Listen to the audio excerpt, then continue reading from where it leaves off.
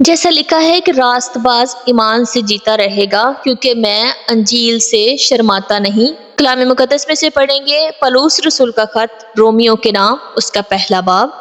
پالوس کی طرف سے جو یسوع مسیح کا بندہ ہے اور رسول ہونے کے لیے بلایا گیا اور خدا کی اس خوشخبری کے لیے مخصوص کیا گیا ہے جس کا اس نے بیشتر سے اپنے نبیوں کی معرفت کتاب مقدس میں اپنے بیٹے ہمارے خدا یسوع مسیح کی نسبت وعدہ کیا تھا، جو جسم کے اعتبار سے تو داؤد کی نسل سے پیدا ہوا، لیکن پاکیزگی کی روح کے اعتبار سے مردوں میں سے جی اٹھنے کے سبب سے قدرت کے ساتھ خدا کا بیٹا ٹھہرا، جس کی معرفت ہم کو فضل اور رسالت ملی تاکہ اس کے نام کی خاطر سب قوموں میں سے لوگ ایمان کے تابع ہوں، جن میں سے تم بھی یسوع مسیح کے ہونے کے لیے بلائے گئے ہو۔ ان سب کے نام جو روما میں خدا کے پیارے ہیں اور مقدس ہونے کے لیے بلائے گئے ہیں، ہمارے باپ خدا اور خدا یسوع مسیح کی طرف سے تمہیں فضل اور اطمینان حاصل ہوتا رہے۔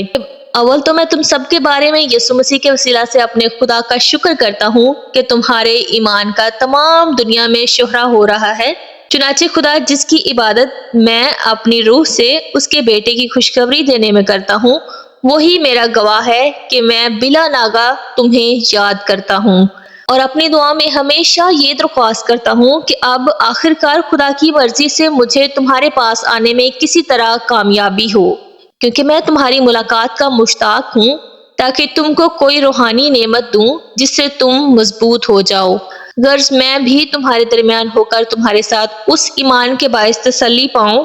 جو تم میں اور مجھ میں دونوں میں ہے۔ اور اے بھائیو،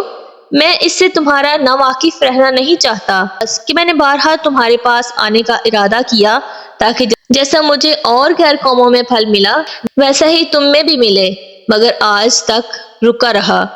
میں یونانیوں اور غیر یونانیوں، دناؤں اور نادانوں کا قرض دار ہوں، بس میں تم کو بھی جو روما میں ہو خوشخبری سنانے کو حتی المقدور تیار ہوں، کیونکہ میں انجیل سے شرماتا نہیں، اس لیے کہ وہ ہر ایک ایمان لانے والے کے وسیلے،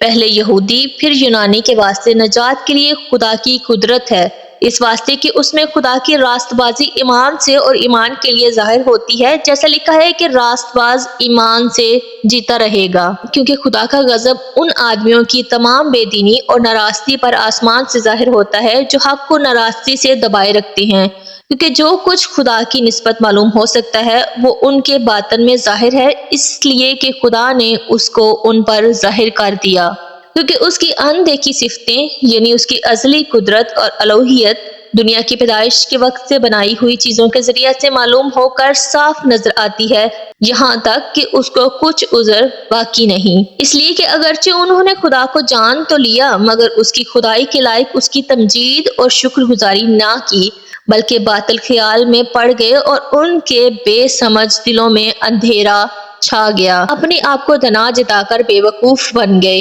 اور غیر فانی خدا کے جلال کو فانی انسان اور پرندوں اور چوپاؤں اور کیڑے مکوڑوں کی صورت میں بدل ڈالا، اس لیے خدا نے ان کے دلوں کی خواہشوں کے مطابق انہیں ناپاکی میں چھوڑ دیا کہ ان کے بدن آپس میں بے حرمت کیے جائیں، اس لیے کہ انہوں نے خدا کی سچائی کو بدل کر جھوٹ بنا ڈالا اور مخلوقات کی زیادہ پرستش اور عبادت کی بنسبت اس خالق کے جو اب تک محمود ہے۔ آمین۔ اسی سبب سے خدا نے ان کو گندی شہوتوں میں چھوڑ دیا، یہاں تک کہ ان کی عورتوں نے اپنے طبعی کام کو خلاف طبع کام سے بدل ڈالا، اسی طرح مرد بھی عورتوں سے طبعی کام چھوڑ کر آپس کی شہوت سے مست ہو گئے، یعنی مردوں نے مردوں کے ساتھ روسیاہی کے کام کر کے اپنے آپ میں اپنی گمراہی کے لائق بدلا پایا، اور جس طرح انہوں نے خدا کو پہچاننا ناپسند کیا اسی طرح خدا نے بھی ان کو ناپسندیدہ عقل کے حوالہ کر دیا کہ نالائق حرکتیں کریں، بس وہ ہر طرح کی ناراستی، بدی، لالچ اور بدخواہی سے بھر گئے اور حسد، خون ریزی، جھگڑے، مکاری اور بغض سے معمور ہو گئے،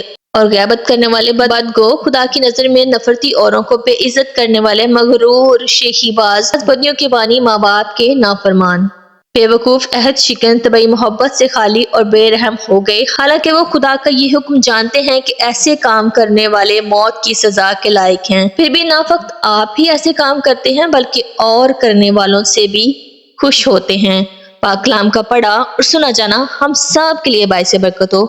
خداوند کا شکر ہو۔